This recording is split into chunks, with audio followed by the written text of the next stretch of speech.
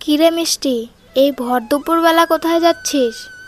কোথাও না, আজকে জাম খেতে মন চাইছে, তাই ভাবলাম কয়েকটা পেড়ে নিয়ে আসি। এত উঁচু থেকে তুই জাম কিভাবে পারবি? আর এই ভর দুপুরে জাম গাছের নিচে যেতে হবে না। আমি এই যাব আর এই আসবো, তাড়াতাড়ি চলে আসবো মা। গ্রামের রাস্তার পাশে ছিল একটা জাম গাছ। সেই জাম গাছে থাকতো এক পেত্নী। সেই পেত্নীর মাথায় একটাও চুল ছিল না, তাই অন্য পেত্নীরা তাকে টেকো বলে হাসাহাসি করত। সেদিন দুপুরে জাম গাছের ডালে টেকো পেত্নী বসেছিল। তখনই এক শাকচুন্নি এসে টেকো পেত্নীকে বলল, কি হলো টেকো পেতনি, একা একা বসে আছো? কি ভাবছো এত? কিছু না, এমনি বসে আছি, কি আর করব। অবশ্য ঠিকই বলেছ, এই টেকো মাথা নিয়ে আর কোথায় যাবে? এই শাকচুন্নি, মুখ সামলে কথা বল। আমার মাথায় চুল নেই তো কি হয়েছে? তোর যে একটাও দাঁত নেই সেটার বেলা কিছু না। আমার দাঁত নেই তো কি হয়েছে, মাথায় চুল তো আছে, তোমার তো সেটাও নেই। তুই চুপ করে থাক, সব সময় শুধু আমাকে জ্বালাতে আসিস। একদম একটাও কথা বলবি না, আমি বলে দিলাম। ঠিক তখনই গ্রামের এক মহিলা সেই জাম গাছের নিচ দিয়ে যাচ্ছিল। আমার মাথায় চুল নেই, আমি এই গ্রামের কারোর মাথায় চুল রাখবো না, সব ছিঁড়ে ফেলবো। এটা তুমি ঠিক বললে না, কিন্তু এই কাজটা করো না পেতনি। তুই বসে থাক, আমি কি করি শুধু দেখতে থাক। সেই মহিলাটা যখনই জাম গাছের নিচে আসে তখনই পেত্নী গিয়ে তার চুল ছিঁড়তে থাকে। আরে আরে, কে আমার মাথার চুল ছিঁড়ে দিচ্ছে রে? ও বাবা গো, কি ব্যথা লাগছে! কে আমার মাথার চুল ছিঁড়ছে? তখন সে সেখান থেকে ভয় পেয়ে তাড়াতাড়ি চলে যায়। তার মাথায় একটা চুলও পেত্নী রাখেনি, সব চুল ছিঁড়ে ফেলেছে। কাজটা কি তুই ঠিক করলি? কত কষ্ট পাবে একবার ভাব তো। আমার মাথায় চুল নেই, আমাকে সবাই টেকো বলে। একবার আমার কথাটা ভাবতো, আমার কতটা খারাপ লাগে। ঠিক সেই সময়ে মিষ্টি জাম পাড়ার জন্য সেখানে যায়। মা তো ঠিকই বলেছে, এত উঁচু থেকে তো আমি জাম পারতেই পারবো না, তার থেকে ভালো হবে বাড়ি চলে যাই।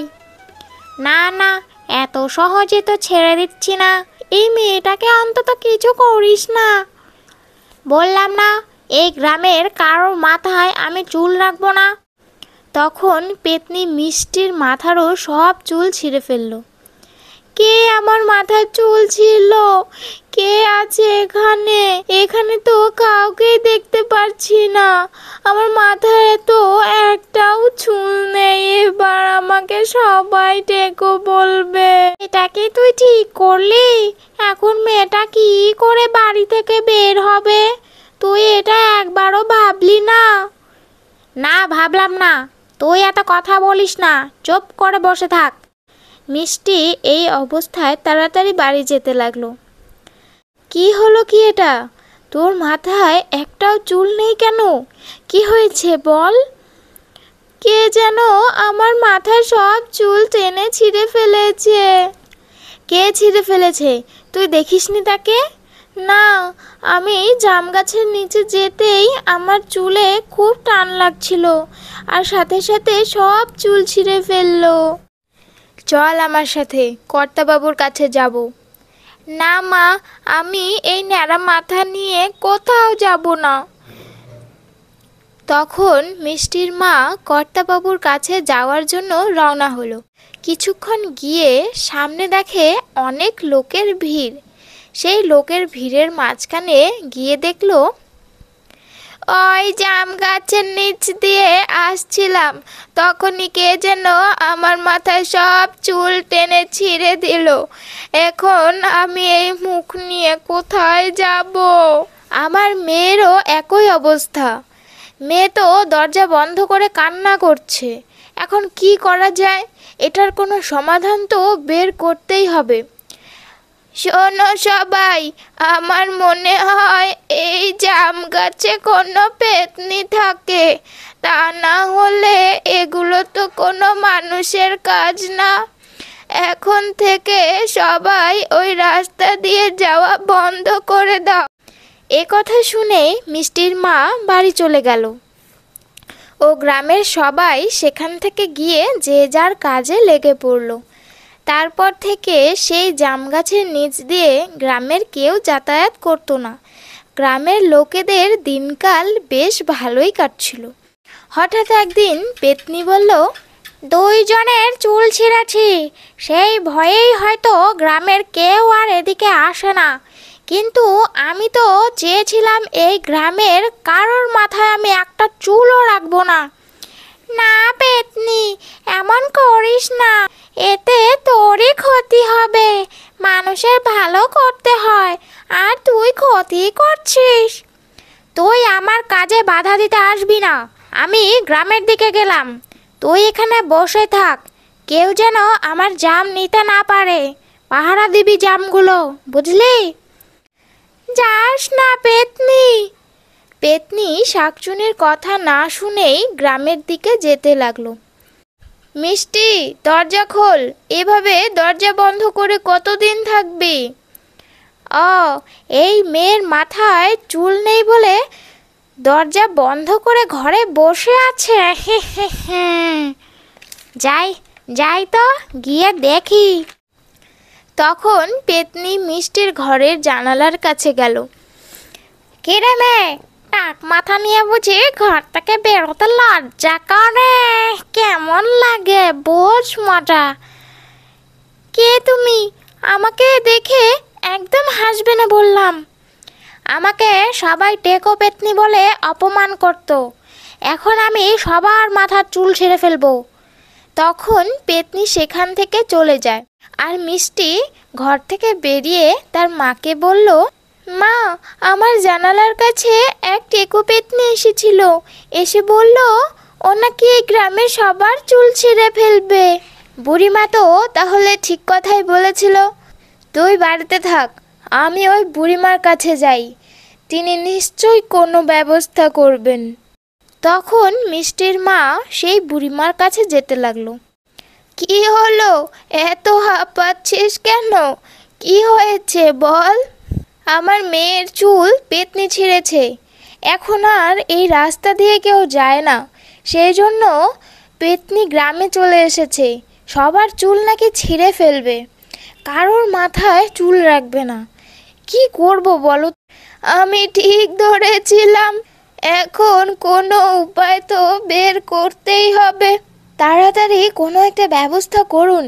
পেতনি কিন্তু গ্রামে ঢুকে পড়েছে, আবার না জানি কার চুল ছিঁড়ে ফেলে। শোন তাহলে।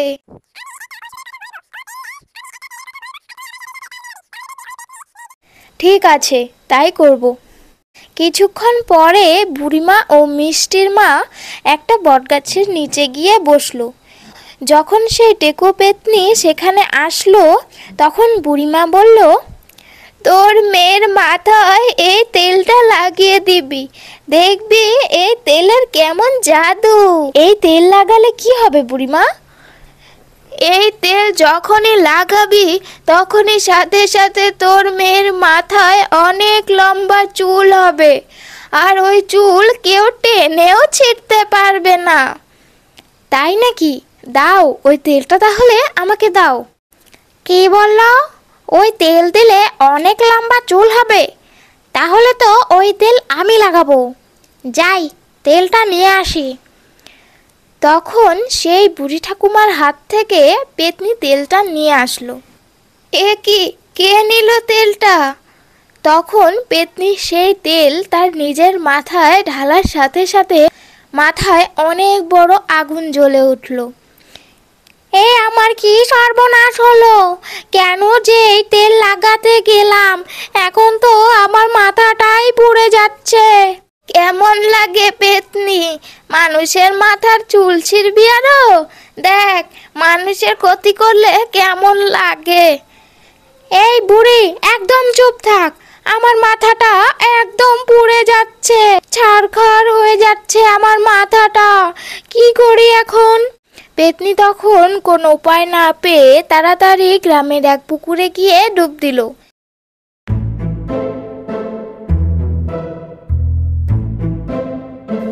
এ কি পেতনি, তোর এ কি অবস্থা?